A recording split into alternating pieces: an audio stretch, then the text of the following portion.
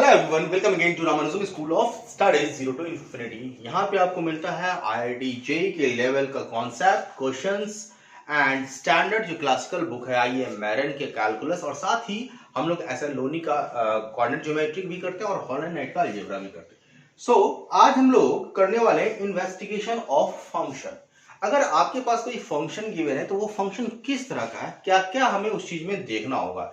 और जब हम ग्राफ ड्रॉ करते हैं तो ग्राफ ड्रॉ करने में इन सभी चीजों का क्या क्या यूज आता है, मतलब हम कैसे देखेंगे कि ग्राफ जो है आगे जाके ये पीरियोडिक हो रहा है या इंक्रीज कर रहा है या डिक्रीज कर रहा है, मिनिमम वैल्यू क्या होगी, मैक्सिमम वैल्यू क्या होगी।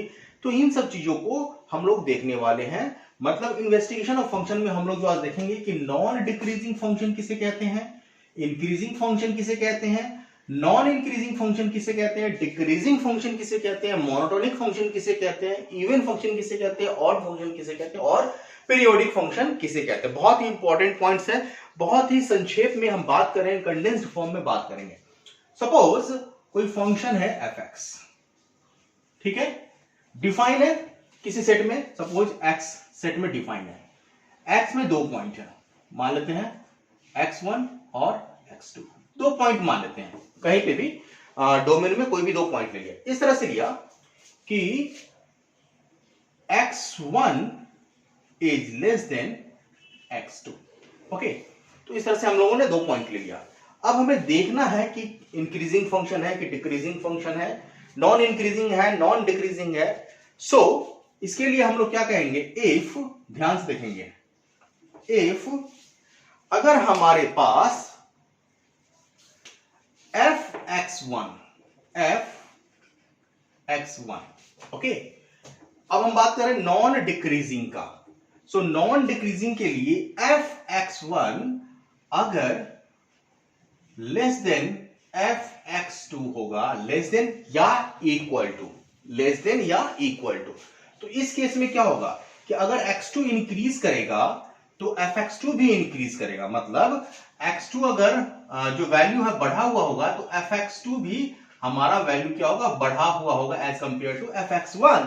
सो ये हमारा क्या है, नॉन डिक्रीजिंग फंक्शन है। नॉन डिक्रीजिंग फंक्शन इसलिए कह रहे हैं यहां पे क्योंकि ये फंक्शन तो इंक्रीजिंग है और इक्वालिटी के जब साइन आ जाएगा, अगर x1 is equal to x2 हो जाता, suppose x1 is equal to x2 हो जाता है, मतलब इस केस में fx1 is equal to fx2 होगा तो इक्वालिटी का साइन आ जाएगा। इसलिए चूंकि ये फंक्शन डिक्रीज नहीं कर रहा है तो इसे हम कहेंगे कि नॉन डिक्रीजिंग फंक्शन है। ओके, अगर यही कंडीशन आता है और अगर हम यहां पे कहें कि x1 less than x2 and यहां पे देखेंगे एंड अगर हम बात करेंगे fx1 okay greater than fx2, तो इस केस में हमारा इंक्रीजिंग फंक्शन हो जाएगा।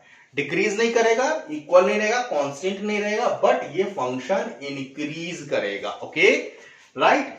अगर हम नॉन इंक्रीजिंग फंक्शन की बात करें, सो अगर x1 is less than x2 and हमारे पास fx1 greater than equal to fx2 होगा तो ये हमारा नॉन इंक्रीजिंग फंक्शन होगा। मतलब ये फंक्शन क्या होगा, या तो इक्वल होगा या फिर डिक्रीज करेगा, इंक्रीज नहीं करेगा, राइट। तो ये हमारा नॉन इंक्रीजिंग फंक्शन हो गया। ठीक है, डिक्रीजिंग फंक्शन के लिए अगर हम बात करें, सेम चीज आएगा, x1 less than x2 and fx1 is greater than fx2, तो ये हमारा क्या आ जाएगा, डिक्रीजिंग फंक्शन आ जाएगा। ये चार चीज ध्यान से देखेंगे, यहां से यहां तक हम लोगों ने कर लिया।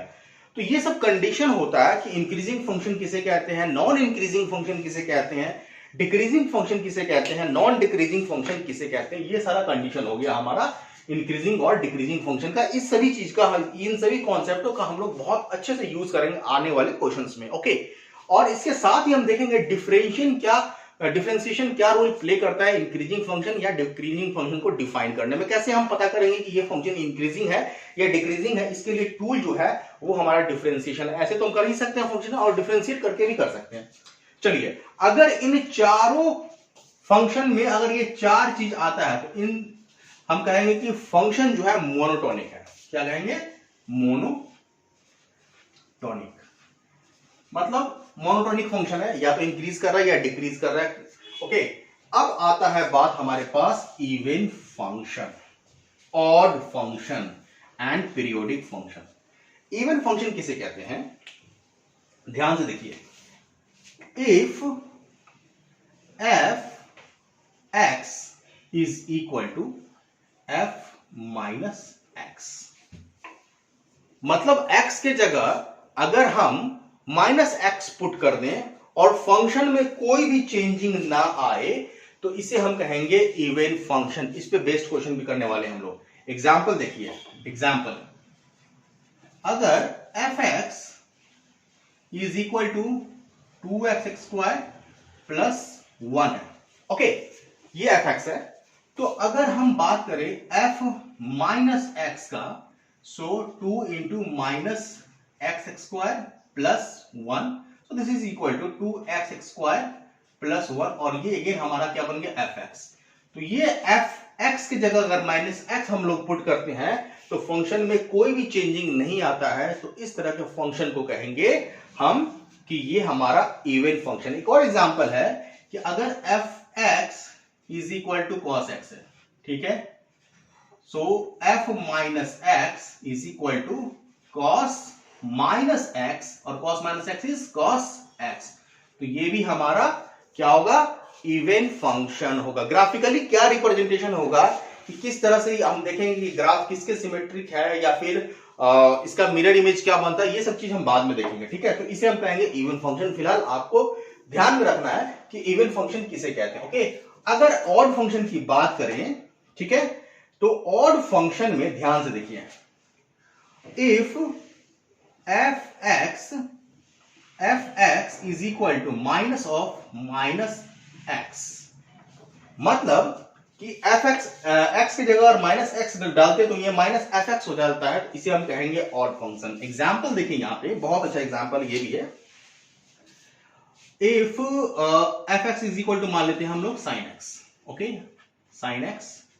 सो अगर हम लोग एक्स की जगह माइनस एक्स पुट करें, so this is sine minus x, okay, so this is equal to minus sine x and this is minus f of x. Okay, so x के जगह हम लोगों ने माइनस साइन एक्स पुट किया, okay, x की जगह minus x put किया तो हमारे पास f x is equal to minus of f minus x आ गया। तो ये हमारा क्या हो जाएगा? हमारा ऑड फंक्शन हो जाएगा, राइट। तो साइन एक्स कैसा है? हमारा ऑड फंक्शन है। तो आप इन सब चीजों को आगे देखेंगे। और इंपॉर्टेंट बहुत हो जाता है एक पीरियोडिक फंक्शन, जो कि हम लोग बार बार बात कर रहे हैं, ग्राफ को ड्रॉ करने में पीरियोडिक फंक्शन किस तरह से हेल्प करता है। सो पीरियोडिक फंक्शन कहता है कि अगर कोई t ग्रेटर देन 0, कोई नंबर है t, ठीक है, ग्रेटर देन 0 है, और अगर f x plus t is equal to f x हो जाता है, ठीक है, तो t का सबसे छोटा जो वैल्यू होगा वो हमारा पीरियड ऑफ द फंक्शन कहलाएगा। देखेंगे जब हम क्वेश्चंस करेंगे तो आपको समझ में आएगा। थ्योरी पार्ट है तो आप ध्यान से रखेंगे, इस चीज देखेंगे तो ये t जो है पीरियोडिक हो जाएगा फंक्शन का। एज फॉर एग्जांपल हमने बात किया था, अगर f x is equal to sine x और एफ एक्स प्लस 2 पाई क्या हो जाएगा हमारा? This is equal to sine 2 pi plus x, और साइन 2 पाई क्या होता है? 2 पाई प्लस एक्स क्या हो जाएगा? Sine x, that is sine x. तो हम लोगों ने देखा कि f x is equal to f x plus 2 pi हो रहा है साइन एक्स के केस में, तो साइन एक्स एक पीरियोडिक फंक्शन हो जाएगा। और इसका पीरियड चूंकि ये 4 पाई भी डालेंगे या 6 पाई भी डालेंगे तो सेम चीज आएगा, लेकिन सबसे छोटा हमें लेना है इसमें, तो 2 पाई सबसे छोटा होगा, तो इसका पीरियड कितना हो गया? 2 पाई हो गया, ठीक है। तो इन सभी चीजों को हमें ध्यान में रखना है जब हम ग्राफ को ड्रॉ करेंगे। बहुत ही लेक्चर अच्छा होने वाला है आगे आने वाले टाइम में, क्योंकि ये सब बेसिक है। अगर आपका बेसिक क्लियर है तो आप आसानी से जो IIT JEE का प्रॉब्लम है ना, वो आसानी से आप सॉल्व कर सकते हैं। ग्राफिकली आपको दिखेगा वो। सो हम लोग एक बार रिकैप कर लेते हैं। इन्वेस्टिगेशन ऑफ फंक्शन में हम लोगों ने सीखा नॉन डिक्रीजिंग फंक्शन किसे कहते हैं, इंक्रीजिंग फंक्शन, नॉन इंक्रीजिंग किसे कहते हैं, डिक्रीजिंग फंक्शन किसे कहते हैं, मोनोटोनिक फंक्शन किसे कहते हैं, इवन फंक्शन किसे कहते हैं, odd function, and finally periodic function. I hope कि आपको ये लेक्चर काफी पसंद आया होगा, तो प्लीज चैनल को सब्सक्राइब जरूर कर लें, बेल आइकन बटन को हिट जरूर करें, जिससे कि जो भी मैं वीडियो बनाऊं उसका नोटिफिकेशन आप तक पहुंच जाए। तो आज के लेक्चर के लिए इतना ही। Have a nice day. जय हिंद।